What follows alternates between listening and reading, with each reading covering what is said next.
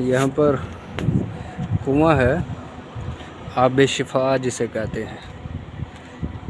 यहाँ पर नबी सल्लल्लाहु अलैहि वसल्लम का गुज़र हुआ तो आपने अपना लाब दहन इस कुएं के अंदर डाला था। इसको आब शिफा भी कहते हैं। अब इन्होंने चारों तरफ से इसको बंद कर दिया है।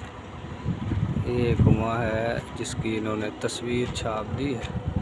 अब बाहर से नज़ारा करें और घर को जाएं। अक्सर ज़ियारतें जो हैं यहाँ पर बंद ही होती जा रही हैं।